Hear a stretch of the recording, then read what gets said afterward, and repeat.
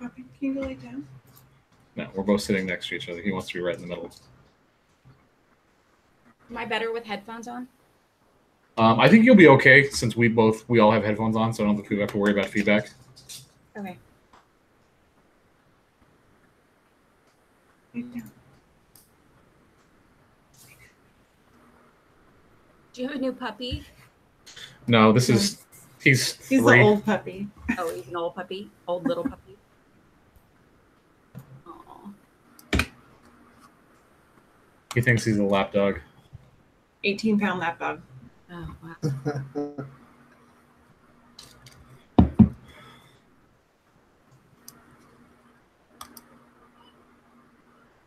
Yeah, I'm not liking this laptop at all. It's supposed to be fast. Melissa Haynes says RJ went from the garage to the church. I actually made like a little, like I juiced a watermelon a little bit ago. And actually, it didn't even last 30 seconds, man. So it's so good. How hot is it out there? I don't even know, but it's hot. It's still hot right now. It should have been. Should be cooled down right now, but it's still hot. Right. How's the weather in Dallas right now, Cassie? It's ridiculous. It was like 106 degrees. Ugh. Ah, really? Yeah. And isn't it like super humid? It's horrible. It's like the worst ever. It's like my pool is way too hot to even get in. Mm-hmm. It's like a bathtub.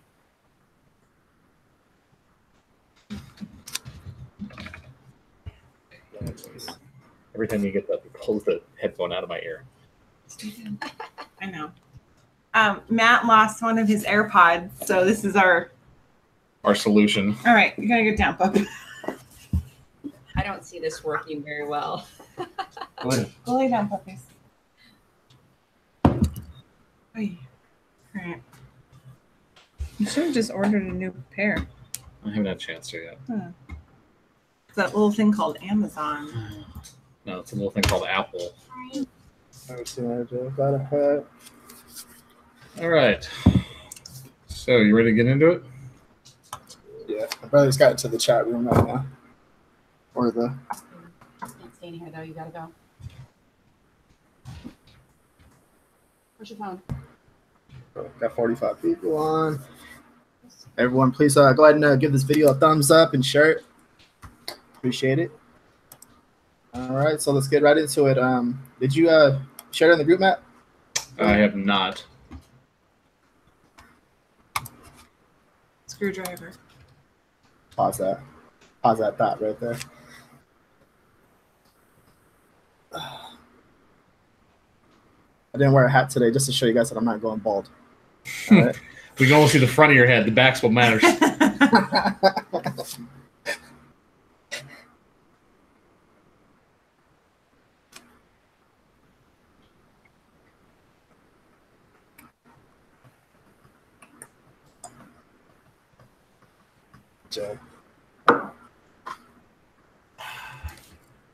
It is just OJ, Eric. Right.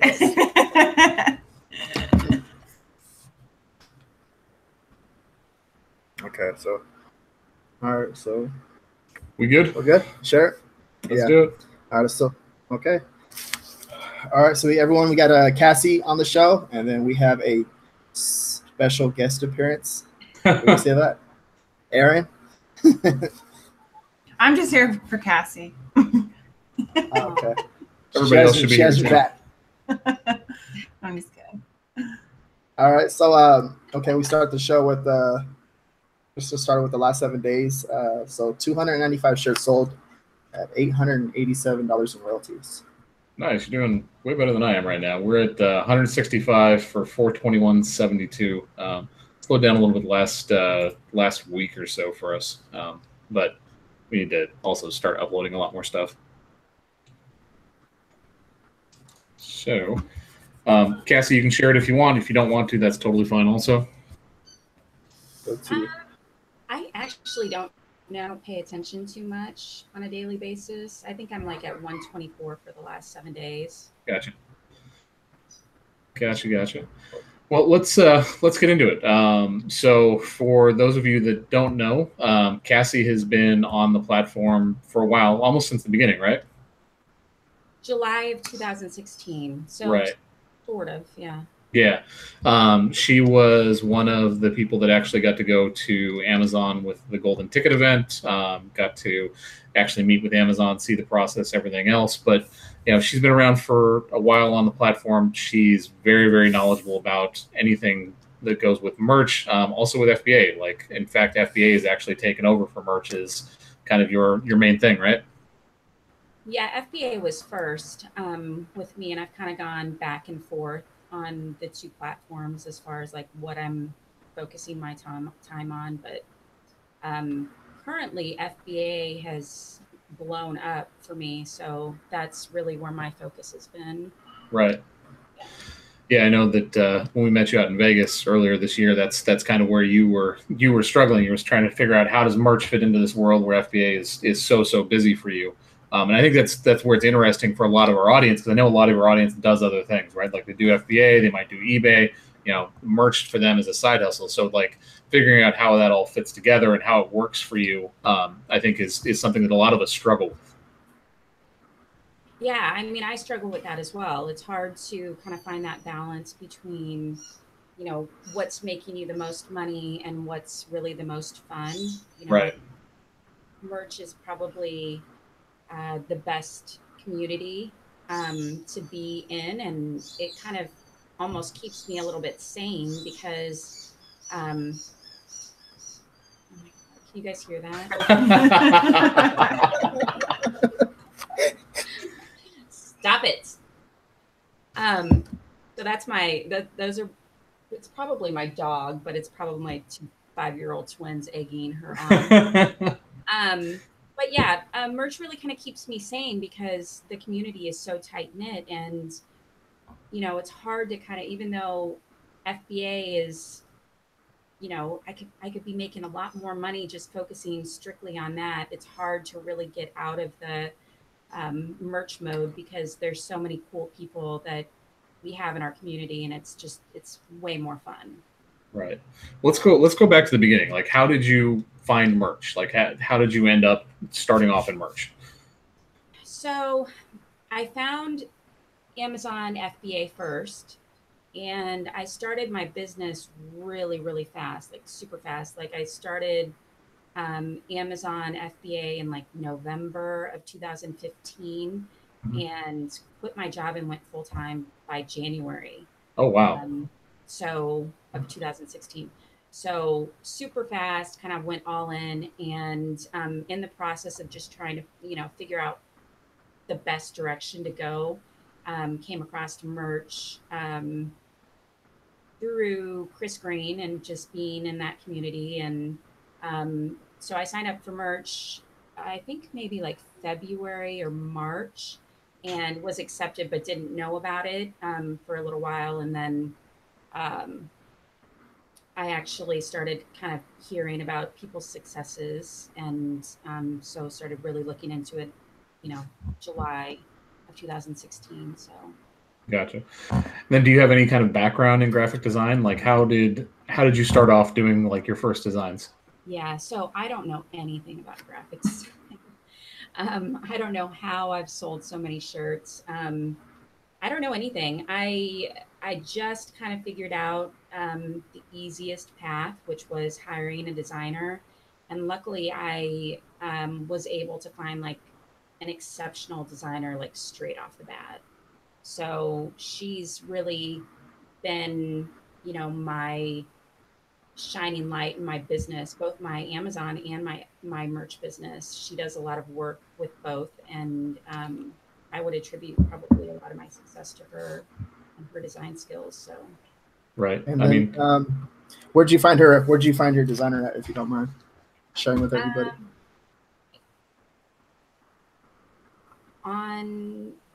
I don't want to say. Okay. No, it's okay. You don't have to. She's from, I don't want to say because I don't want to get in trouble. I found her on one of the platforms that you're not supposed to go off of. Okay.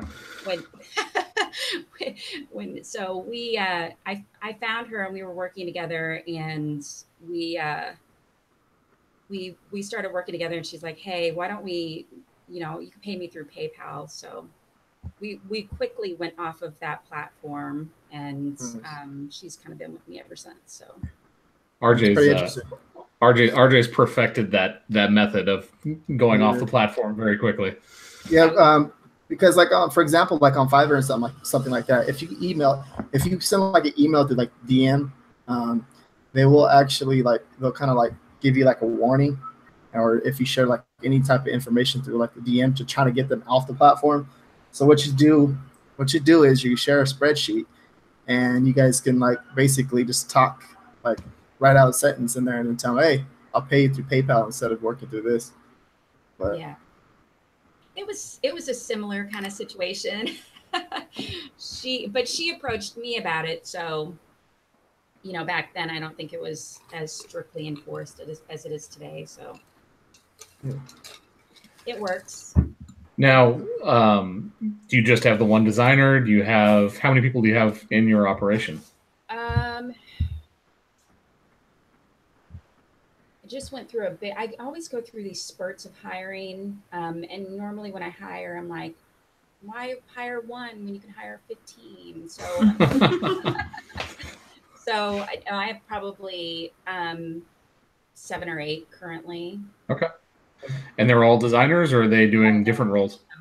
I have my main designer that does a bulk of the design work. And then I usually will carry maybe 1 or 2 other people that have design skills that can maybe just do some like really basic stuff for me.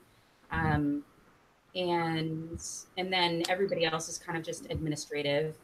Okay. Preppers or bookkeepers or whatever else I need for the business. Gotcha.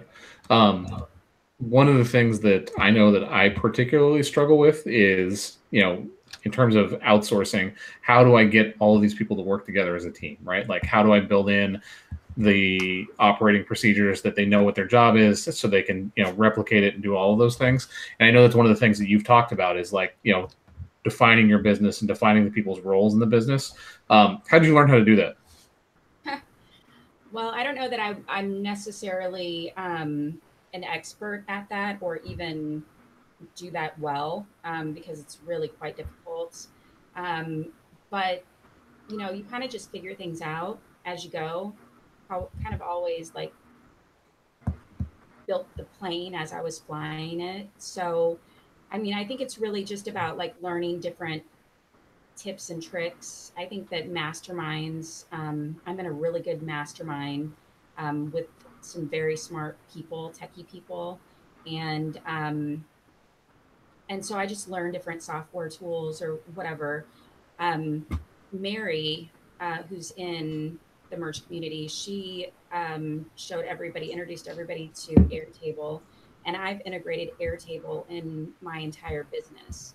So everything that I do, as far as like private label or merch, everything is built through Airtable. So Airtable really kind of keeps everything very organized, and it's easy to kind of set up a system through that platform. So that's really been invaluable to me recently. Pretty cool. I do everything pretty much like the old school way still. It's just through Skype. That's pretty interesting though to use Airtable. I really never really used it, but I hear a lot of people using it, like Mary and stuff like that. Well, I do still use Skype. We use Skype and Slack, and I mean, we don't communicate necessarily through Airtable, but Airtable's great for workflow. I used to strictly be on Trello, but Trello's not very good for maintaining files. I've got, boards that have thousands of designs kind of stuck in Trello, and there's really no way to kind of get them off. So with Airtable, you can download from G Drive, or it integrates a lot better with a lot of other platforms. So is Airtable similar to like a Dropbox? or is that like a completely different? Airtable is kind of like it's kind of like Trello. If you're familiar with Trello, it's kind of like Trello with Excel kind of merged together. If you've never used it before, it's like the most glorious thing ever. You really need to learn it. Like, it's awesome. It's super functional, super easy to use. Like, there's no place else where I would put any of my data. You can put files, graphics. You can, have lines of text. It's amazing. I can't say enough good stuff about it. I keep meaning to talk to Mary about it, to dive into it, and I just haven't taken the leap. Yeah. It's one of the things that so one of the reasons I was really interested to have you on, Cassie, is because I know that you have multiple things going on, right? Like, you have your FBA business, which obviously for you right now is primary focus, right? But you're still doing merch and you're doing all these other things, and we're struggling with some of those same things, right? Like, I have my pool business, which right now this is my busiest season. We have merch, we also have Etsy, so we have a lot of different balls up in the air, and it's a matter of how do we organize these things and create efficient processes? So a lot of this stuff happens without me having to do all of the other stuff, right? Like, having to micromanage, go over all these things, constantly check, how do I make my life easier? So I think that the best thing that you can do is, whenever you're throwing a task to a virtual assistant, there's really cheap software out there that can record. I mean, you know how to record your screen, obviously. Right. So I think doing videos is a really good, for me, it's quicker, faster, easier than trying to maybe not communicate in the right way to someone that this is not their first language. So I make a lot of videos and share my screen with them that way. And then from there, you can have, once they kind of learn a new task, then you can have them take, some time and actually write down, step by step, what is your task? And what that does is, not only does it kind of document what they're doing, but it can also you can see flaws in how they're doing things. Maybe they're missing something. So I would definitely, if you have a virtual assistant that's working for you, have them go through their daily tasks in a step-by-step manner, and then you can take that document and then you can make that into a process from there. So you don't even really have to do all that documenting, just have them do their documenting. And I think that's one of the biggest problems, because I know you were talking on Facebook, you did the video about, or I think it was just a post about SOPs and how to and I kind of said, I just feel like we just keep throwing stuff at VAs, because I feel like we're always playing catch up, and we're always we're so behind on merch. We want to do all these things, and it's just life happens, and then we have all these other things that we're doing, and so sometimes I feel like it's so disorganized, and it's I don't even know what our VA's tasks are, because I feel like they're all over the place. I don't know. I feel like it's an organization issue mostly. It is. And I have the same problem. I can tell you guys how to do it. It doesn't mean that I implement it 100%. Yeah. But yeah, I think it's just trying to pinpoint what those tasks, what they are, and then documenting them, so that when you need to fill that position again, you have everything kind of written down in one place. Yeah. So, take whatever they do for you, have them write that down. It would not be very difficult for them to do that. For sure. Yeah. What do you do with yours, RJ? Yeah, I think what that is, the main VA, if you can consider him like a manager, right? Yeah. You can always do all the training and stuff like that. Leave it all up to him, because he's obviously getting paid the most, stuff like that. I just with the onboarding part, just kind of more about communicating. You want to communicate with your main VA and tell him okay, if you can do this, and set them up in a private chat on Skype or Slack or whatever platform you're using to communicate with each other.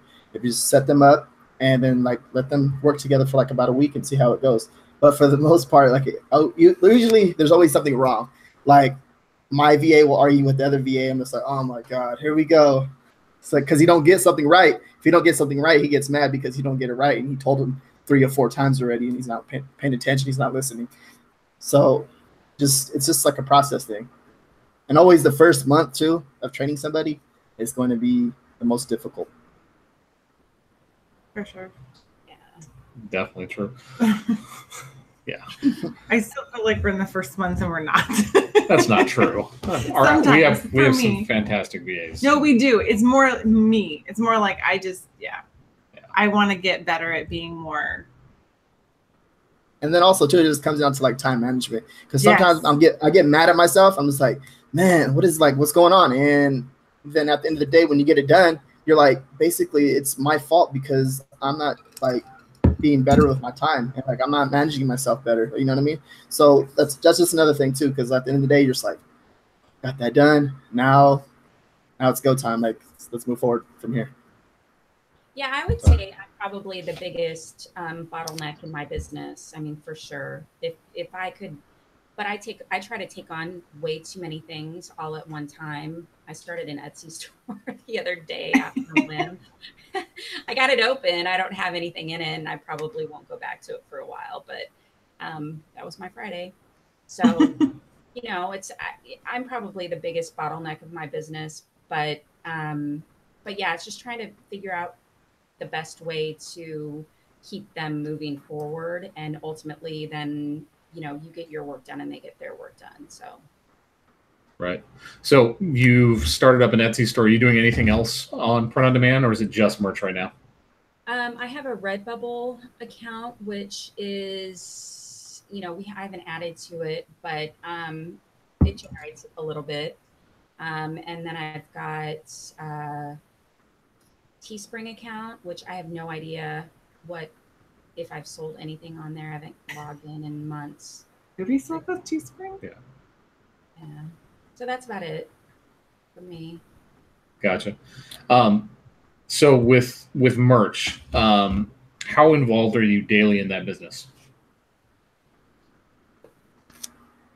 A lot more than I probably should be. Well, I don't know. It's hard to say. I feel like I spend way too much time on merch in general. I probably could, if I could do merch just full time, I know that I would be doing crazy sales. But I just don't have time for the research, and I haven't been able to find anyone that can do the research as well as I can. So I would say that, if I'm in merch at all, it's trying to figure out what's selling, and my VAs do most of the uploading, and we're working on PopSockets pretty heavily right now. So gotcha. What tier are you on right now? 10,000. Okay. How many live designs do you have? Like how many designs do you try to get up a week, or do you upload every single day, or do you have the VAs upload for you every single day? I had, going into this month, I probably had about 3,500 live. We're in the process of re-uploading a lot of our stuff that's dropped off. We're for reasons the worst be determined later, hopefully. But I've been invited to some beta programs, and so I'm kind of trying to bulk up my get my account back up right now. But a lot of stuff dropped off after the first of the year because it just kind of went by the wayside. But now we probably upload a couple hundred a day, mostly PopSockets. We're just converting a lot of our files and uploading those right now. All right, so with the PopSockets too, are you having success with the PopSockets right now, or how's that going for you? PopSockets sell. So yeah, I mean I have more PopSockets than I actually see on my dashboard. So I'm assuming that they are doing well. It's hard to say. So not even looking at it, huh? So you don't even care. They're uploaded. I'm making sales. Well, I actually know why that is, so I understand what you're talking about. Yeah. So they're not.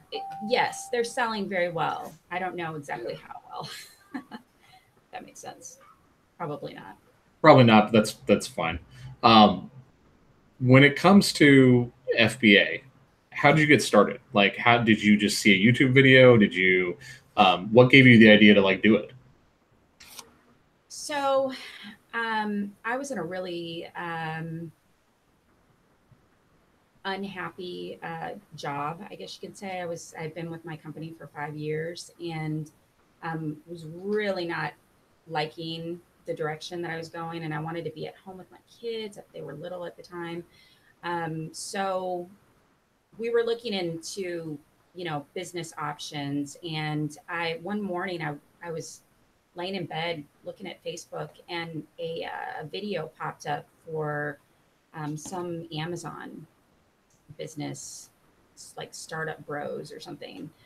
So I watched their webinar and I kind of just started researching, and I had an hour commute to and from work. So I would just listen on the way to work and on the way home to different webinars and podcasts and anything that I could really consume on YouTube, basically. And, that's really kind of how I started. So started sending in shipments and probably late November, and my first day on Amazon, where my products actually were live, I probably made $800 in sales. But it was December. It was like Right. the middle of December, and I had bought a bunch of toys. So I was like, oh, this is great. I'm gonna quit my job. I'm gonna do this full time. And then January rolls around and sales are still going. And so I'm like, I'm gonna quit my job. And so I quit my job. And then it went down. But that's supposed to happen though. That's supposed to happen. Well, yeah, it was supposed to happen, but I didn't know that. Like, I didn't know how. I mean, I know that, fourth quarter and Christmas and sales, but yeah. So, but it was actually really good because it showed me the potential that Amazon had, and so I knew from that point that if there was a will, there was a way, and I could definitely, I could do it. It wasn't as difficult or mind blowing as everybody thinks starting a business is. It was really quite easy to just get get the whole process started.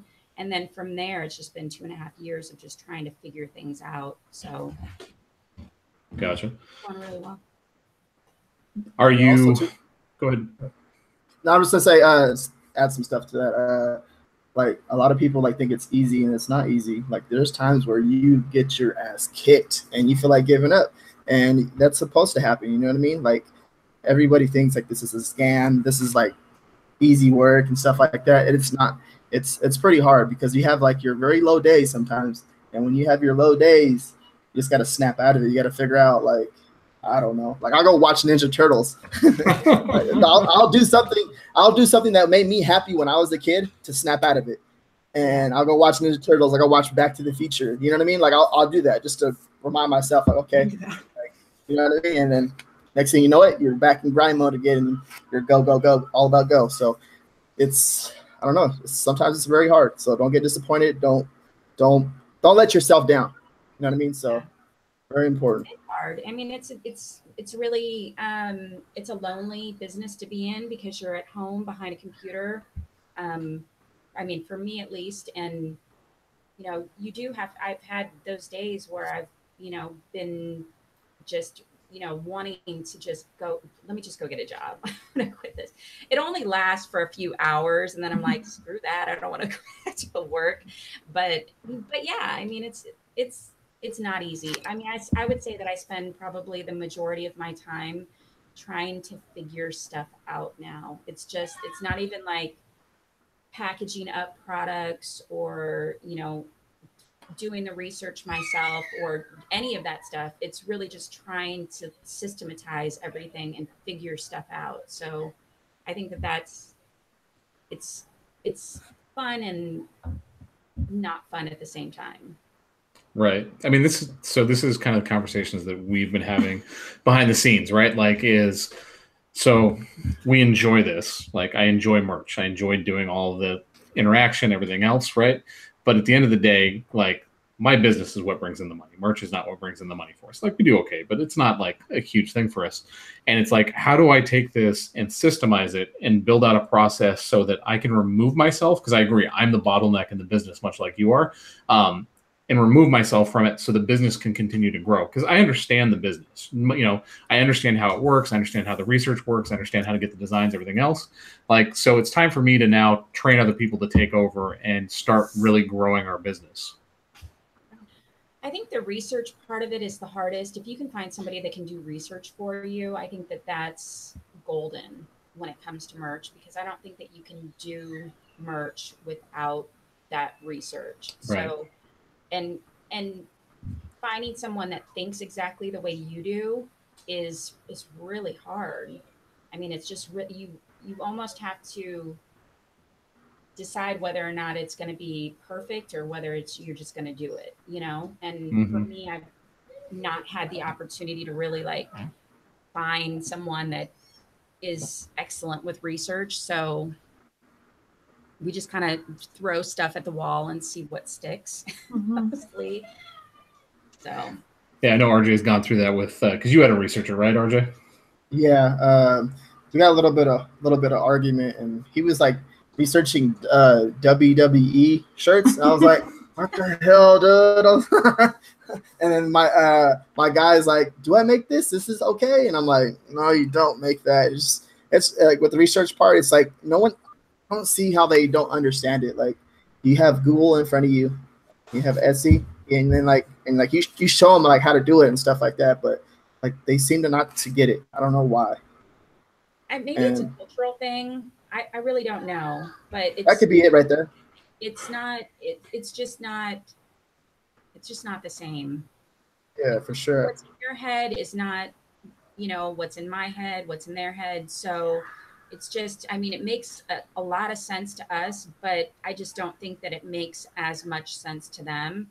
So you know, I hate to be hard on people, but it's hard. It's rough.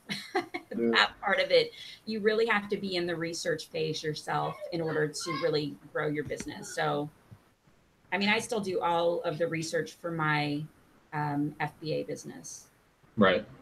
I mean, I think it's the most important part of the business. Like, I really do. Like, it just identifying, you know, where there are opportunities that there is demand, but there's not a lot of competition. Finding, you know, spots where you can find, you know, an opportunity where you can get in early and really corner the marketplace, whether it's, you know, with PopSocket designs and finding where there's not stuff out there, or even in merch. There's still plenty of opportunities in merch if you actually understand how to do research to look at something and, you know, understand we need to design for this because there's a lot of demand there and there's not a lot of competition, because that's where you get your sales. Or trying to figure out like, okay, this is what's selling, but how can I flip that around to make it something that's new and fresh and maybe put a twist on it. Yep. And that's, you know, that's something that we can all do because we see it every day and we've been in it for however long we've been in it, but it's just not that easy to train. So yeah. Let's see some of the comments in here. Jacob. Okay. All right, you guys if you guys have any questions for Cassie, go ahead and drop them in the chat, and then we'll go ahead and ask her a few questions. Are you doing? Were you doing any AMS for your merch shirts, Cassie? We started AMS. We did start AMS. We had a little bit of a setback last year in my family, so we kind of had to take a little bit of a break from merch. And because of that, I lost one of my key employees that was doing a lot of that stuff for me. So, and it happened like right in Q4. So we, I've never really rebounded from that as far as my merch business went. But so we haven't really gone back. Amazon FBA was just kind of, you know, was doing last year was crazy. I can't believe I sold as much as I did last year in Amazon. So it's just hard to like switch gears, especially with, you know, us not being able to upload and then sales dropping off. And so, yeah, we never really got back into AMS after right. that. I mean, it doesn't really matter right now. I know a couple people that still have access to it. Most of us sponsored products are shut off, and then you just have access to headline ads and product display ads. Are you doing anything with that, RJ? No, they're all shut off, and honestly, I'm still making the sales. That's all kind of weird. I'm not sure what's. I've actually seen kind of an uptick on like some of our new designs selling over the last like week or two since I've noticed that like there's not as many sponsored product ads out there, which I thought was interesting. Yeah, for sure. I just the Facebook ads though at one point, and honestly, they didn't seem to do the ads didn't seem to do well, but it really did seem to boost my sales overall. So I don't know if there was any kind of correlation in driving that traffic, but it seemed like it did help quite a bit to run some Facebook ads. Although I am not by any means good with Facebook ads. I was kind of just around with it, but it seemed to me that, and you guys know I do a lot with Pinterest. I think that the more you really drive traffic from outside of Amazon, you really do kind of see your sales increase overall. So yeah, I think it's actually a big part of the algorithm now is, you know, outside traffic, like because Amazon loves it, right? Like they're experts at taking that traffic, and whether it sells on your listing or something else, they're experts at taking that traffic and converting somewhere on their website. So they definitely want to reward, you know, people that are leading outside traffic to their stuff with more sales. They want to, you know, give that incentive to have people drive traffic to the site. So that's, you know, we're definitely working on our Pinterest account. Like the goal is to have that built up to the point where at Q4 it's something that's significant for us. Just one more thing. It is just one more thing. It's always one. There's never not going to be one more thing. I know, because that's the thing. It's not just the platforms that we're on and the uploading and the listings and whatever. It's the Instagram, it's the Facebook, it's the Pinterest. It's like all those other things that go along with it to get it moving. You know, it's like the whole train, and it's just there's never enough hours in a day ever. But it's still fun. It's just like there's so much you want to get done. You're just like, ugh.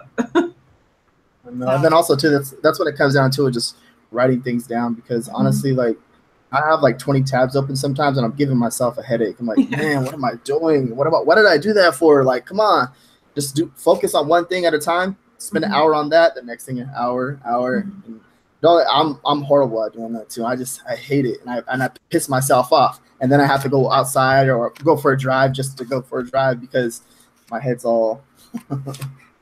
I just start drinking. Just straightforward to the point, like. I'll get some detachable headphones after this. I'm sorry. My grandpa, he's at the bar, and he invited me. Karaoke started at 2. Like, oh Jesus! Karaoke at 2. Yeah, that's what I said too. I was like, I have a live to do at 6. I was like, this is not a good idea. It's really not a good idea. So come him hang out with me, son. I'm like, no, I'm not. That's the great thing about what we do, because you can't go to the bar at 2 o'clock if you wanted to, if you didn't have kids. Yeah. Like me. Okay, let's say, so from Cassie, advice for people that are in the lower tiers. Like what would you recommend for them getting out of the lower tiers? Okay, so I'll tell you my biggest secrets.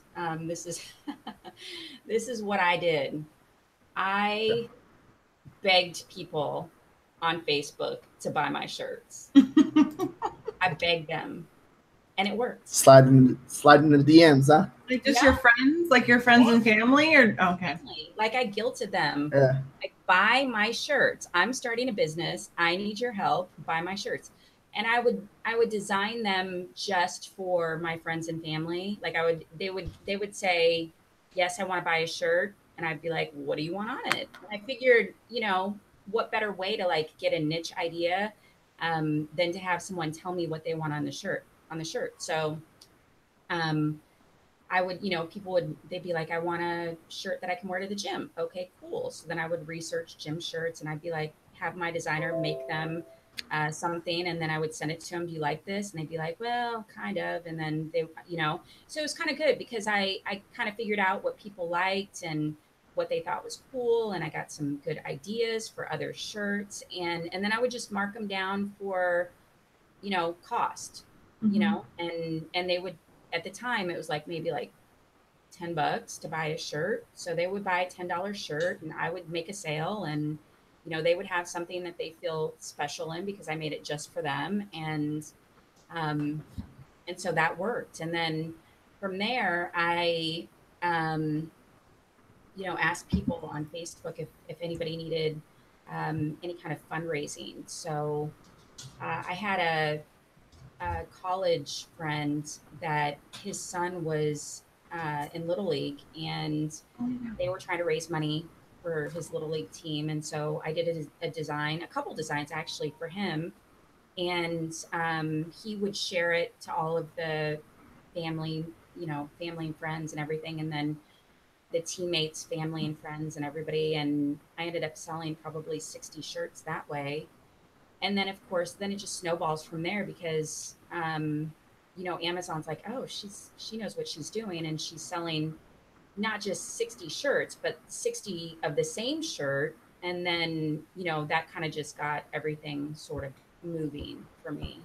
So, I mean, I still think that magic could probably happen for anybody that's got, that's in the US and has a friend that they can suck her into buying their shirt.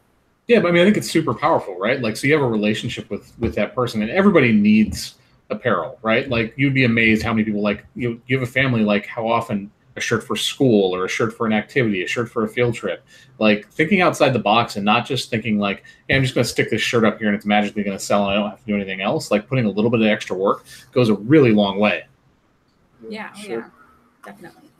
I actually had a couple, a lesbian couple. They went to the Seattle Pride thing, and they took a picture with. They've got 2 shirts, and they took a picture with both of them on together, and they sent me a picture. So that was pretty cool. That was just like a recent thing that just happened. So I'm not sure if that had anything to do with what we're talking about. It really didn't. That was RJ just going off into space, but it's all right. I just popped in my head. How to say it? Well, it kind of did because she was talking about how she made shirts for people and they felt special. So those people felt special. They took a picture and sent it to him. It was close, RJ. It was fine. I saw that picture. Man. I saw that picture on your Instagram the other day. I just wanted to mess with you. I know. I went over to visit Matt and Aaron, and Matt, he beat me. He was cheating on Mario Kart the whole time we were playing. It's not cheating that I'm better than you, bro. He didn't tell me. He was drifting around the corners, and he didn't tell me that trick, and he was beating me every single time. He told me that trick. It's just like merch. I didn't have anybody to like tell me I need to do exactly this. Like I figured it out. I was like, how you going around the corner so fast? He's like, oh, you drift. Oh, okay. Now you tell me. Now we're really out in space. He's like Fast and the Furious over here. All right. So when you guys are listing, Cassie, do you have like multiple brands that you list to? Do you have one specific brand that everything's under, or do you like have like branded niches or like keywords in your brand?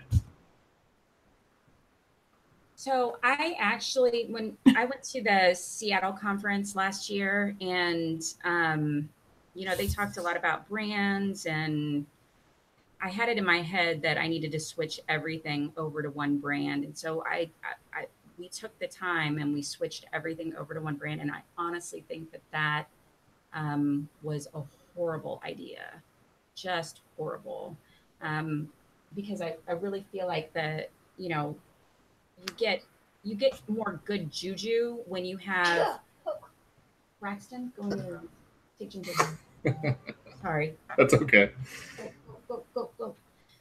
I think you get more good juju when when you've got your one shirt here, and then you've got also look at these other offerings from this brand, but when your brand is so huge, they're not going to show everything. And when you've got thousands of designs up and we go through a period of time where nothing is selling, then it makes your entire brand look bad in the algorithm. So I think that really hurt because I was selling a lot at one point, and it's just tanked. Now, a lot of that is like uploading and maintaining and all of that stuff, and really kind of getting things rolling back after we were kind of shut down for a while. But I would definitely not recommend going all one brand. I think it's better to have, even if you have niche brands, like I think that's way better, because then you have like a group of shirts that might show up in the search underneath your shirt, whatever shirt that they're looking at. Honestly, too, with that, I think well, Amazon told us that we should have all of our shirts under one brand, but I should have asked why. That was probably like one of the most important things that someone should ask why, but no one did. But I just stayed quiet. But I try to figure out why. But like, I honestly think having like a niche brand is actually makes a lot of sense too. Just like that way you can just compete with each other, compete with yourself, and just, you know, if you're not making a sell over here, you're gonna make a sell over here. But I don't really just something that you have to test too. So I don't know. It's really no explanation. It didn't work. Yeah, I mean, so we ran into the same problem that Cassie did, where like we had just a shit ton of shirts all under one brand, and we saw the exact same thing, right? Like, so we have shirts for like weddings, for example, right? And then you're seeing shirts for, you know, dogs or whatever underneath is other stuff from this brand, and it makes no sense to the consumer. So that's why we kind of switched away from that and gone to more like branded niches where we keep all the stuff together in that niche. So it's all, you know, when they see the customer sees that other stuff from this brand, it all makes sense. And I did notice, like, I think it was like our Groundhog Day stuff.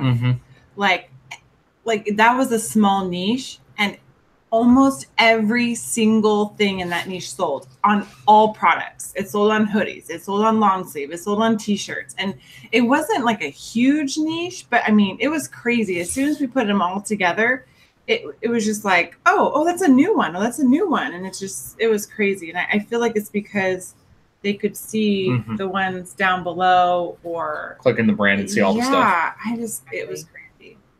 Yeah. Interesting. So are you guys like in the description, are you putting like click on the brand for more shirts or something? Yeah, like that, or? Are you still doing that? Yeah, I do that. Oh, I don't do the listings. I don't know either. Yeah, trying to catch them up in the line, guys. I thought you didn't. She's almost done with that glass, so she's, you know, becoming an expert. Orange too. Where you get in trouble too, when you do little things like that, I try not to do those little, you know, people make recommendations about, oh, I put you know, that sizes run small, and then everybody does that, and then now you've got thousands of shirts that you have to go back and edit. So I really try not to do those little things. I try to just kind of stick to, you know, describing the shirt and making sure that it's got all the keywords in it, and then leave it at that. Yeah, so I think it's only in the description, or used to only put it in the description, but Amazon I thought you didn't do that anymore. No, it's in the description. Amazon said it's okay. All right. Well, it could change though. You never know. Amazon likes to change things up. That is true. So. Yeah. Cassie, how about keywords? Are you doing any type of like keyword research or anything like that, or how are you going about looking for your keywords and stuff like that? We use Helium-10 to do our keyword research, and that seems to be pretty good. You know, honestly, I have a ton of shirts over a lot of different niches. I wouldn't say that I have any like real, I mean, I definitely have niches that are much wider now than they were, but moving forward, it's going to be groups of shirts in a specific niche, and then using the same keywords over and over on all of those shirts. But it hasn't always been that way, and a lot of my shirts actually don't have any bullets at all or descriptions. It's just a title, and for a long time that was fine. I think now it's not as good.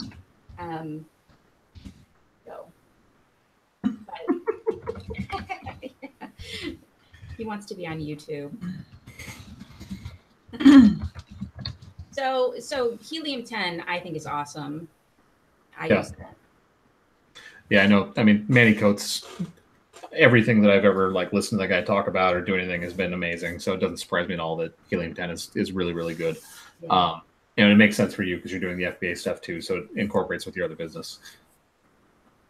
And that's a good point. You know, a lot of my merch and FBA life kind of merged together because I find a lot of, you know, I can do research for both at the same time. So I find a lot of ideas, you know, when I'm doing FBA research, and I find a lot of ideas when I'm doing merch research. So I put a lot of that stuff together. So you know, you come across niches just being in Helium 10 or in any kind of keyword software, you find good stuff in there. So I definitely utilize that a lot.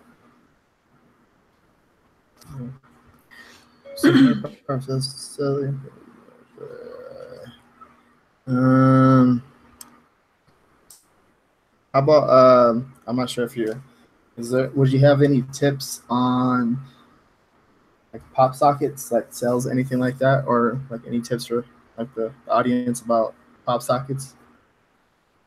Or you don't want to go into detail about that?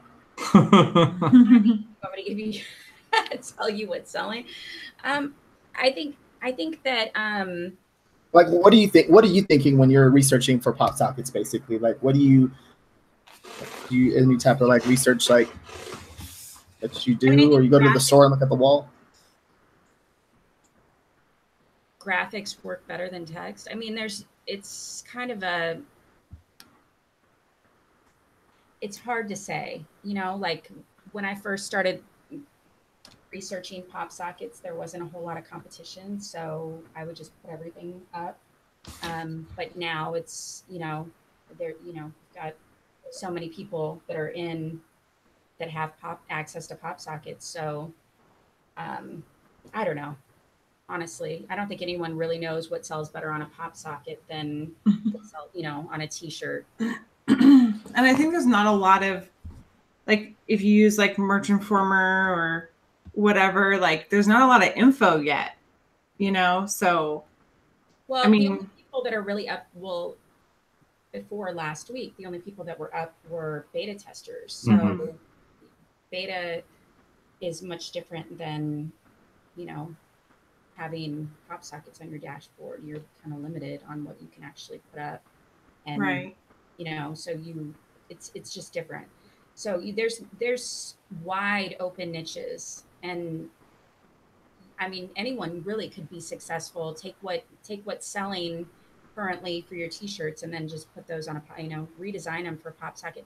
Not necessarily throwing everything that's on your t-shirt designs onto a PopSocket, but going out and looking for nice quality designs, because some designs, I mean, you take a square design and you put that smack in the middle of a PopSocket, it's not going to look as appealing as something that you designed to maybe curve around PopSocket. So I think the people that'll do better will be the people that, you know, really take the time to actually design specifically for PopSockets, as opposed to just kind of like recycling designs that they already have. Not that those won't sell, but I think the ones that look like they're made for PopSockets will do much better.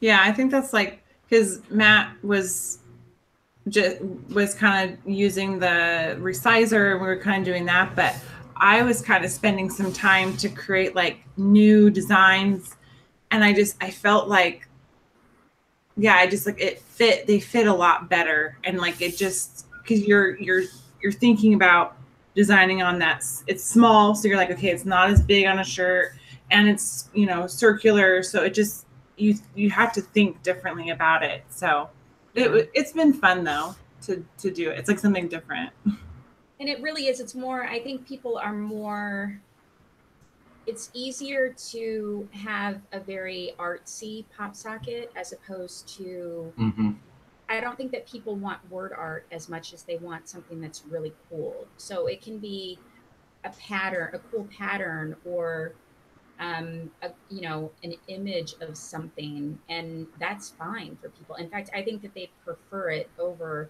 something that's, you know, text and funny. I mean, it's a different sale. It's a different type of product, you know? I went on a date with a girl. We went to go eat sushi, and she was talking about her PopSocket, and that's when they first came out. I was like, oh, these people really buy these type of things, and it was a draft. It was like a pink background, but it had a draft. Don't get any ideas. It was a draft blowing a bubble and a bubble gum bubble. So I was like, "Why'd you pick this for?" He was like, "It looks cool. I think it looks cute." And I was like, "Okay." So then I was like, you can do a monkey. You can do all kinds of stuff after that. So. Yeah.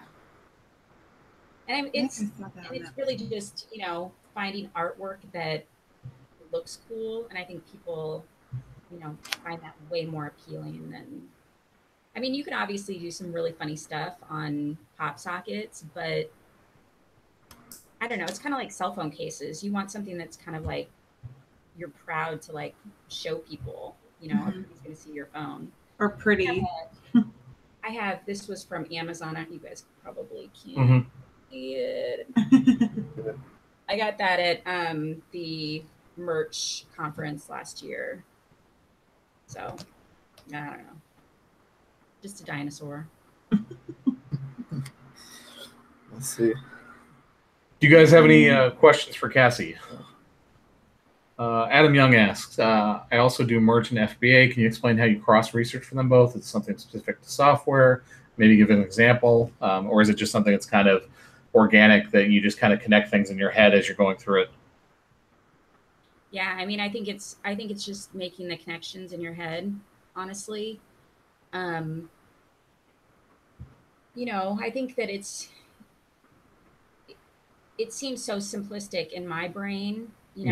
Well, if this sells here, why wouldn't it sell here? But it really, people don't necessarily make those connections. So I think it's just being aware of what's selling. It's, looking into the market, looking outside of Amazon. I did that a lot when I first started. I would stay away from researching on Amazon, and I would look other places. And that really has helped, bring new ideas for me onto Amazon. So, and I try to like repurpose things almost. Like if something's selling really well on this type of a product, that would also sell really well on this type of a product, but it's not on that product on Amazon. So why not put it on that product and see if it sells? So a lot of what I do, in Amazon in general is I test. I sample items. So when I do any kind of private label products, I buy a small amount and I send it in and see how it sells. And if it sells, then I keep it and scale. And if it doesn't sell, then I move on. And so I kind of do the same thing with merch, kind of see what sells. And then if it does really well, then scale the hell out of it. Test. Like we say that so many times, it's just, you got to understand it's just a mentality. Like you have to think about everything that way, that everything is a test. Yeah. And not be afraid to lose money because, with me, I don't design anything myself. So everything that I do, I pay for everything. So you can't be afraid to spend money because you're going to make that money back tenfold later. So right. You just have to kind of find that sweet spot. And then once you find it, then just go after it. Gotcha. Yeah, for sure. So Ron's got a question. You may not know the answer to this, Cassie, but he's talked to me about this too. So his older listings, he's finding that they're not indexed and he can't search for them by ASIN, like stuff from 2017. Do you have any idea if he was to update the listings, if that would help to get it to re-index? You could probably just delete it and try to start over from the beginning. I don't know. You could try to do that. It might be just as easy just to take it down and put it back up. Right. I don't honestly, I don't know. Yeah.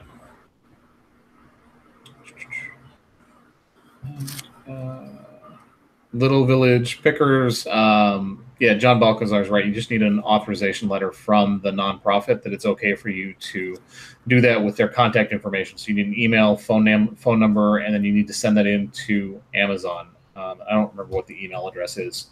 but I'll find it for you and I'll have RJ add it to the notes. Any other questions you see him? No, that's pretty much it right there. Cool.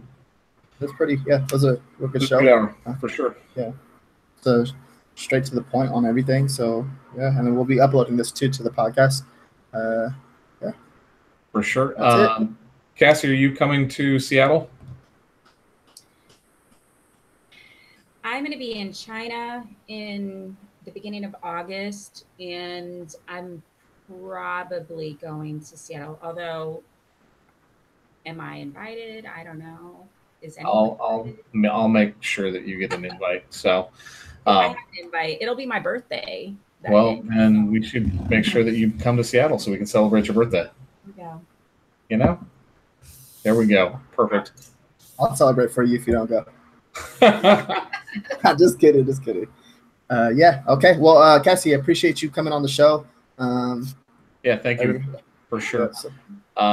Yeah. Like Cassie is a wealth of knowledge. Like literally, like anytime I see her, actually, you know, when she has a free moment and she can contribute in the groups, she always provides some really, really good info. So thank you for coming on. Oh, you're welcome. You're welcome anytime. All right. Then everybody else too. Thank you for tuning in and watching. Give the video a thumbs up and share it. Appreciate it. And yeah, that's it. Everyone have a good night. That's it. Thanks, guys. Bye. Thank you.